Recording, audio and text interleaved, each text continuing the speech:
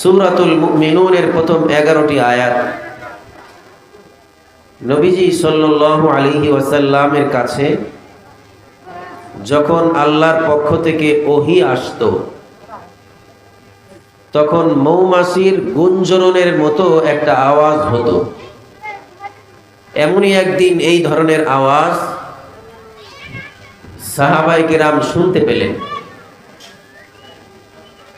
আওয়াজ শেষ হওয়ার পরে নবীজি সাল্লাল্লাহু আলাইহি ওয়াসাল্লাম বললেন, এক্ষুনি আমার উপর কিছু আয়াত নাজিল হয়েছে, এই আয়াতগুলোর উপর কেউ যদি আমল করে তো আল্লাহ তাআলা তাকে জান্নাত দান করবেন। ওই আয়াতগুলোই আমি আপনাদের সামনে পাঠ করেছি। আমাদের সকলের এরাদা জান্নাতে যাওয়া, কথা বলে ঠিক কিনা? এটার জন্যই এত মেহনত। খুব একটু বেশি কথা বলবো না, 10:30 পর্যন্ত আমি আলোচনা করার ইচ্ছা করেছি।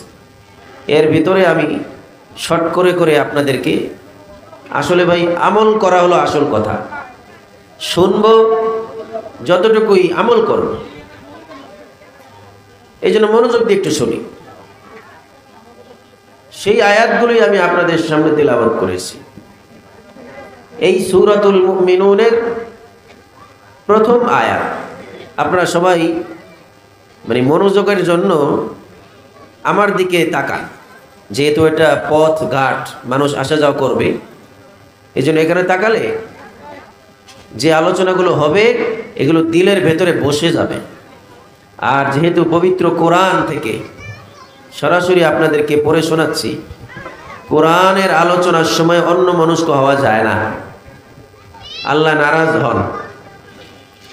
আল্লাহ সূরাতুল মুমিনুনের প্রথম আয়াতে বলেন, قد أفلح المؤمنون।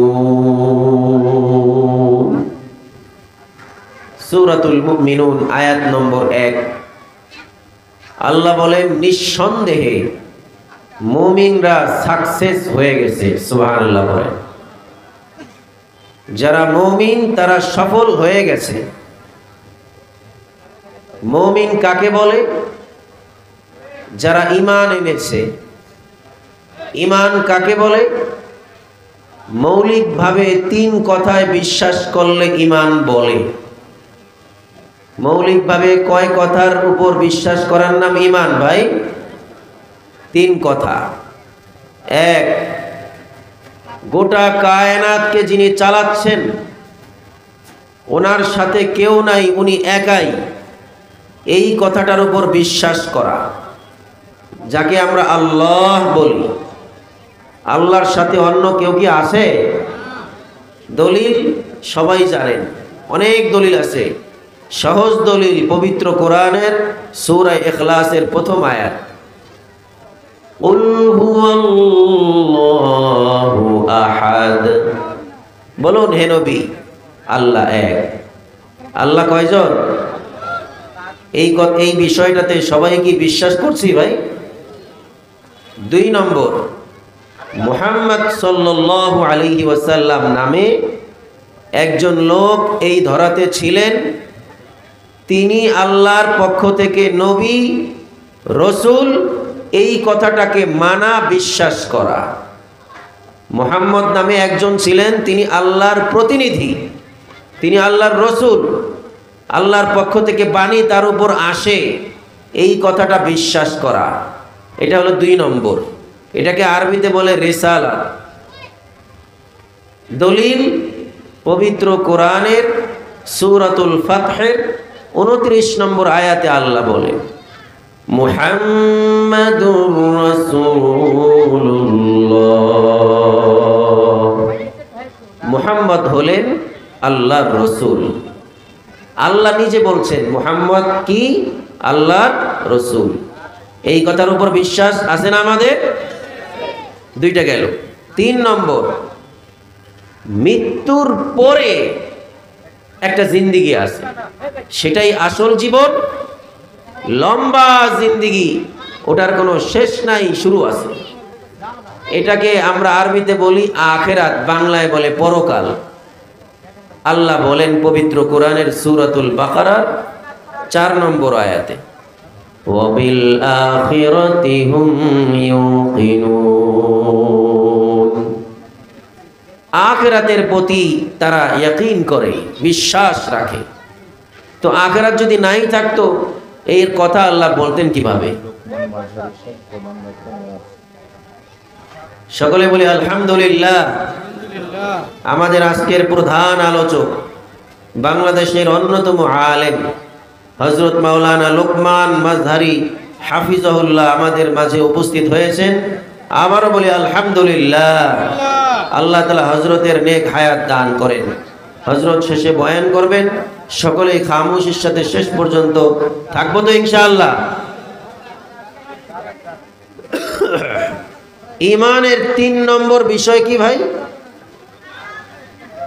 ঈমানের 3 নম্বর বিষয় হলো আখিরাত আছে। আপনাদের কি কথাগুলো মনে ধরতেছে? আমলের কথা বাড়িতে গেলে শোনাবেন। তাহলে ঈমান মৌলিকভাবে কয় কথার নাম? এক, আল্লাহ কয়জন? নাকি মাজারের কোনো ওলি আল্লাহর সাথে আছে? কথা বলেন, আছে নাকি? মুহাম্মদ সাল্লাল্লাহু আলাইহি সাল্লাম কি সাধারণ কোনো মানুষ না আল্লাহর রাসূল? 3, মৃত্যুর পরের জিন্দেগি আছে না নাই? 3 কথার উপর বিশ্বাস আমাদের আছে। এই 3 কথার উপর বিশ্বাস, 3টি বিষয়ের উপর বিশ্বাস মজবুতির সাথে থাকতে হবে। যার কাছে থাকবে সেই মুমিন, সেই ইমানদার, আর আল্লাহর বক্তব্য অনুযায়ী সেই সফল হয়ে গেছে। সুবহানাল্লাহ।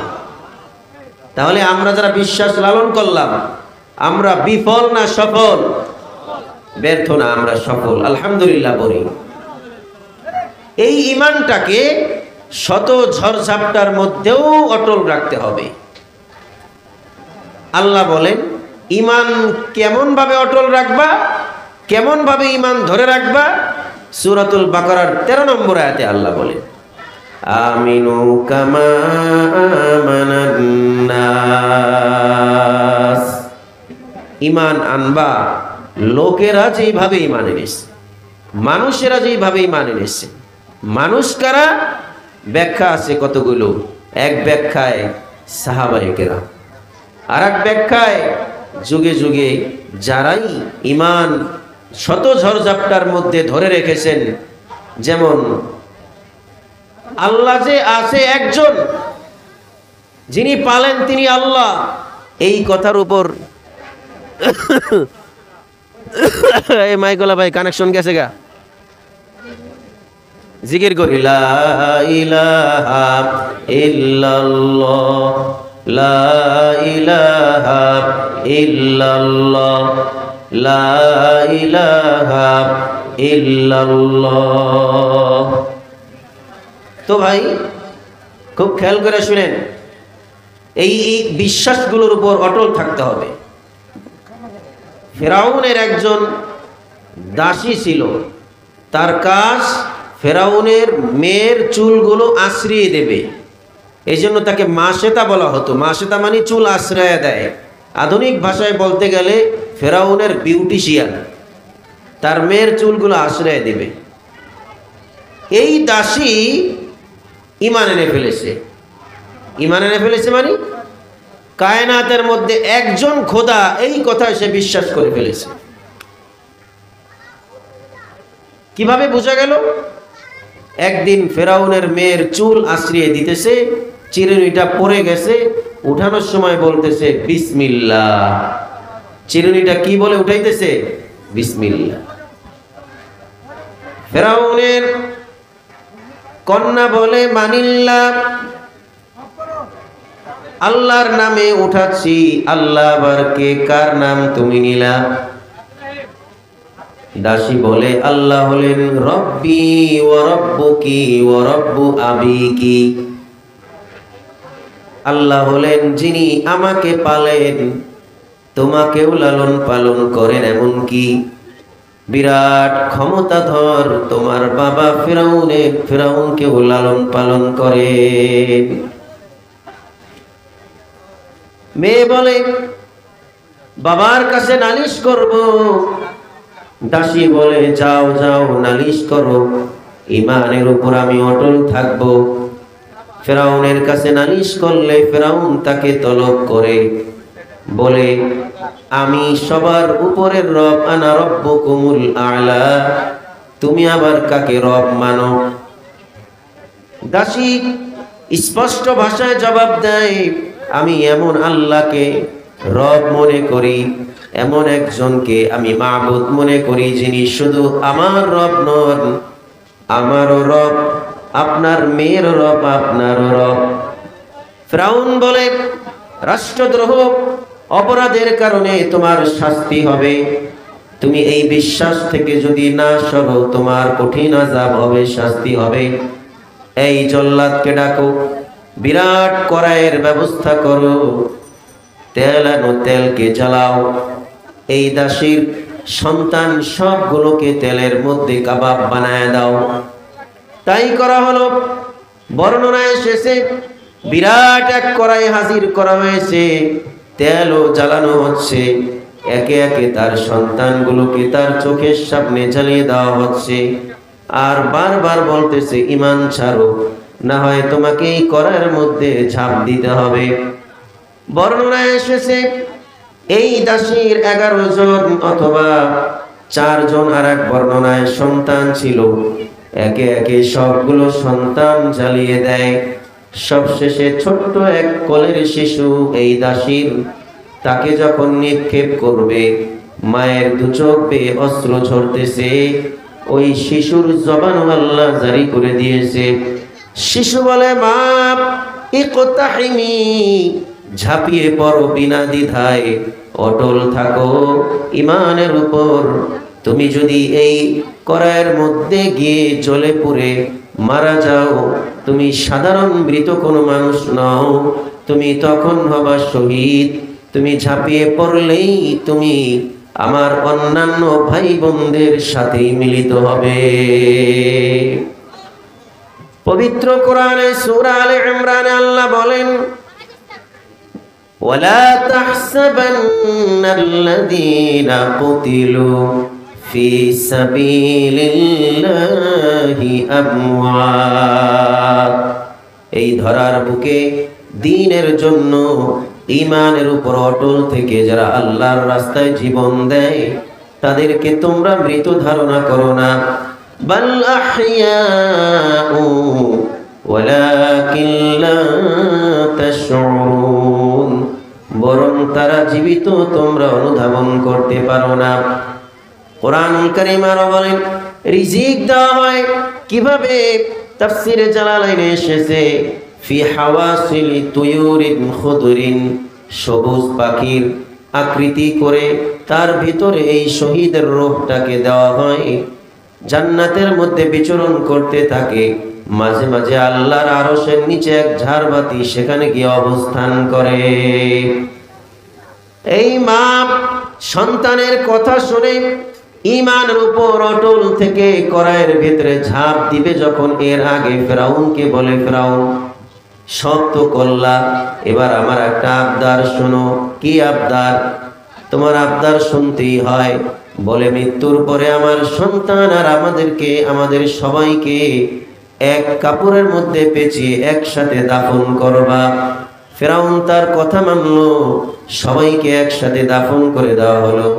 আমাদের নবীজি সাল্লাল্লাহু আলাইহি ওয়াসাল্লাম মেরাজের রজনীতে যখন আল্লাহর দরবারে যাবেন, বাইতুল্লাহ শরীফ থেকে বাইতুল মুকাদ্দাসে যখন রওনা হবেন, রওনার সময় যেতে যেতে মিশর হয়ে যাওয়ার সময় একটা জায়গা থেকে চমৎকার সুঘ্রাণ তিনি পাচ্ছিলেন। জিবরাইল আমিনকে বললেন, এই ঘ্রাণ কোথা থেকে আসতেছে? জিবরাইল আমিন বললেন, ইয়া রাসূলুল্লাহ, হাজার হাজার বছর আগে ফিরআউন নামে যে শাসক ছিল, তার দাসী কঠিন অবস্থায় ঈমানের উপর অটল থেকেছে, এই কারণে তাকে এবং তার সন্তানদেরকে তেলের মধ্যে কাবাব বানিয়ে দেওয়া হয়, তাদের কবর থেকে সুঘ্রাণ আসতেছে। ইমানদারদের নতিজার ফলাফল হলো এমন। তিন কথার উপর তারা বিশ্বাসে অটল ছিল। ওই জমানায় মুসা নবী ছিলেন, মুসা নবীর উপর ঈমান এনেছিল। তাহলে শত ঝড় ঝাপটার মধ্যে ঈমান কি ছেড়ে দেওয়া যাবে ভাই? এরকম সাহাবায়ে কেরামের ঘটনা আপনারা অসংখ্য পাবেন, শুনেছেন। এই জন্যই তো আল্লাহ বলেছে ঈমানদাররা সাকসেস, খামাখা বলেছে।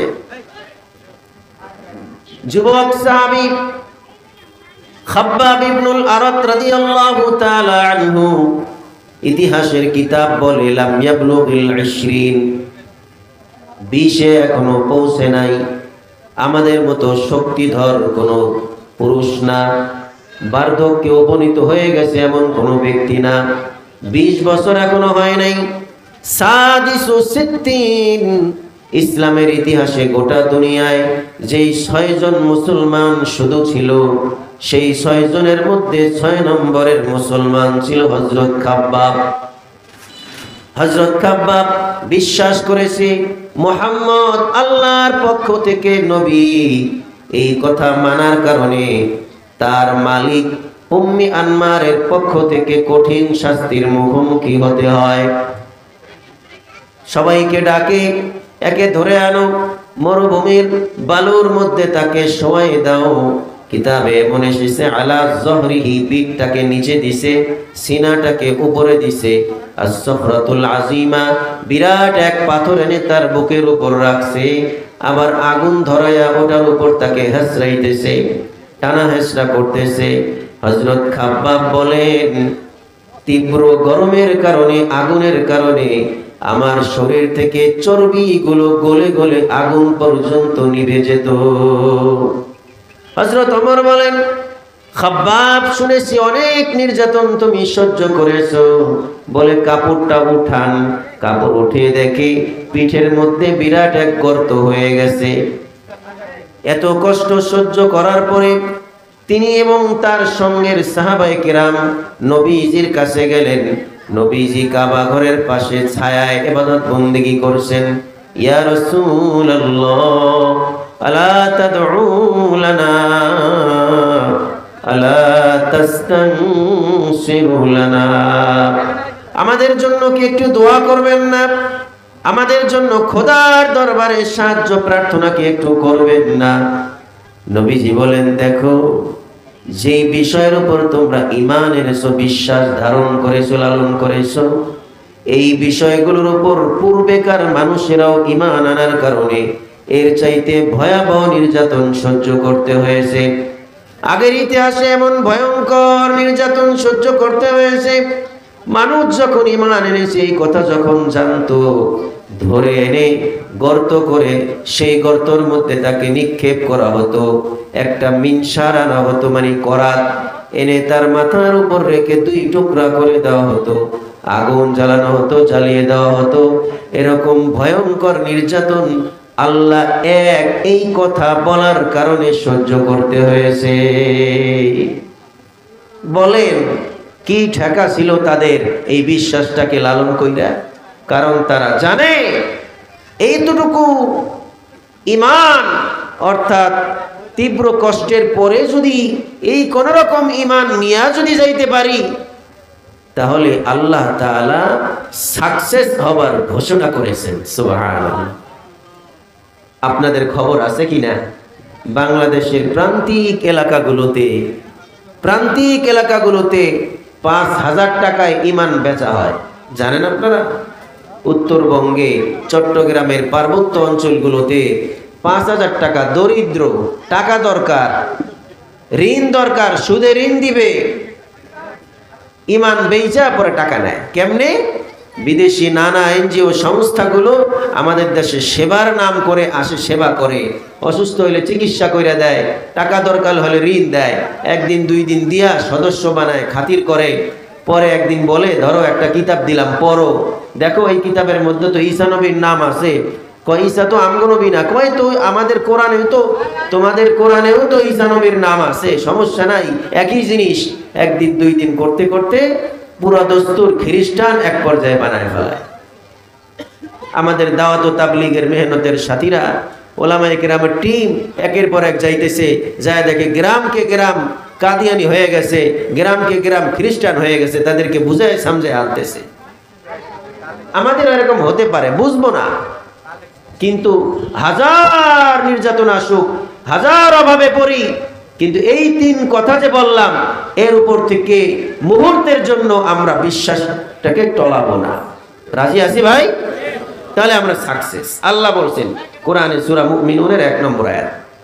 এবার এই সাকসেস মুমিনদেরকে যে জান্নাত দিবেন নবীজি বললেন কয়েকটা কাজ করতে হবে, 7টা কাজ করতে হবে। 1 নম্বর আল্লাহ বলেন 2 নম্বর আয়াত, الذين هم في صلاتهم خاشعون,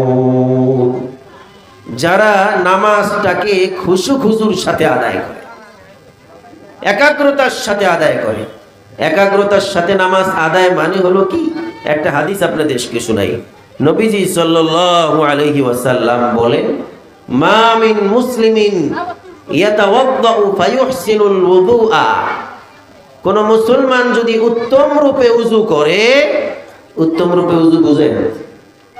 উত্তম রূপে উযু, উত্তম রূপে উযু মানে হলো উযুর শুরুতে বিসমিল্লাহ বলবে, মিসওয়াক করবে, পানি অপচয় করবে না।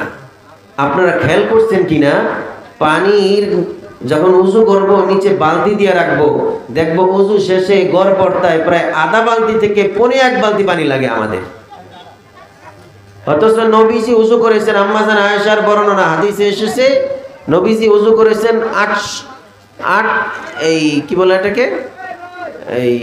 800 গ্রাম পানি দিয়া, 1 কেজিও না, 1 লিটারও না, 800 গ্রাম পানি দিয়ে নবী উযু করেছেন। সুবহানাল্লাহ। আমাদের 1.5 বালতির পানি লাগে উযু করতে, এর মানে 20 লিটারের বালতি থাকে সাধারণত 15 লিটার পানি উযু করতে, আর নবীজি 1 লিটারেরও কম।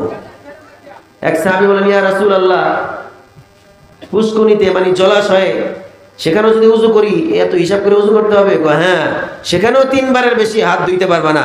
ফামান তাআদ্দা যালামা, সীমা লঙ্ঘন করলে জুলুম করলা তুমি। চিন্তা করছেন? তাহলে ওই উযু সুন্নাত তরিকায় উত্তম রূপে হবে না। আর উযুর সিস্টেম আছে, যেইভাবে আমরা করি এইভাবে উযু করে না তো। একটা বদনায় পানি নিয়ে, ভালো বদনা অথবা মগে পানি নিয়ে ওখানে ঢাইলা ঢাইলা 1 মুষ্টি করে করে এইভাবে ঢালবো, হাতের মাথা থেকে ঢালবো, তাহলে গুনাহগুলো ঝরে পড়ে যাবে। এই স্টাইলে উযু করতে হয়। এইভাবে উযু করে নবীজি বলেন, যদি সে দাঁড়ায় 2 রাকাত নামাজ আদায় করে, 2 রাকাত নামাজের মধ্যে মুকবিলুন বিওয়াজহিহি ওয়া কলবিহি এই শব্দটা এসেছে, যদি সে তার মনোযোগটাকে, দেহটাকে পরিপূর্ণভাবে নামাজে রাখতে পারে।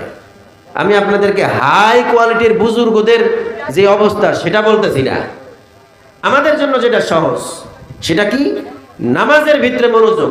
নামাজের ভিতরে মনোযোগ বুঝি? নামাজের ভিতরে মনোযোগ হইল, আমি যে সূরাটা পড়তেছি এটা খেয়াল আছে আমার, আলহামদুলিল্লাহি রাব্বিল আলামিন, আত-তাহিয়াতু লিল্লাহি, এটা খেয়াল আছে।